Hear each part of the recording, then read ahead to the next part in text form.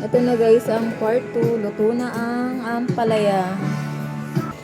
Paluto na rin ang kaldereta. Paluto na rin ang ulam ni Max and ni Samsam. Kasama na rin si Foreman. Meron din kaming prutas na melon. Yummy ampalaya. Ayan guys, luto na ang kaldereta. Luto na rin ang pagkain ni Max. Guys, ito nga pala yung gamit namin na sandok. Ayan, hindi kami mahilig sa kahoy. Puro kahoy yung aming gamit. Ayan. Tayo magliligpit na ng lamesa at tayo ay kakain na. Ito yung aking magandang gulay. Kakain na. Ha? Ha? Live lang. Ayan guys, magre-ready na ako. Maghahayin na. Galit na si boss. Hindi ko pa nga pala ubos yung aking kape na may chia seed.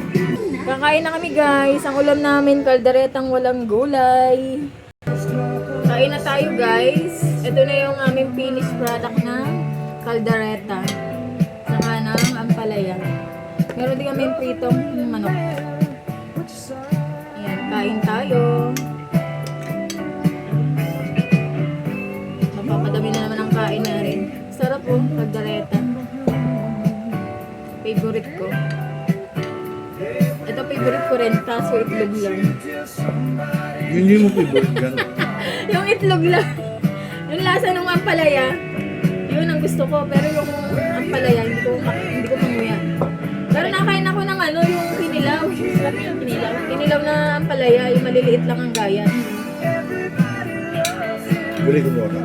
Saka yung dahon ng ampalaya. Nagawa ko na dati ampalaya na kinilaw. Sarap yan. Tapos yung masarap yung dahon ng ampalaya. Gagataan. Na may tinapa. Hindi tinapa, makipuso. Kaya tayo guys. Tapos mahalang at takbo. Harap tayo. Inom mo na akong tubig. Init.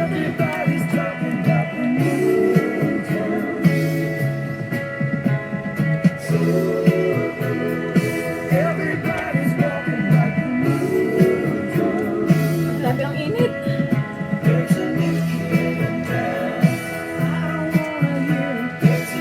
Ito na lang natira Ayan, kain muna ako guys.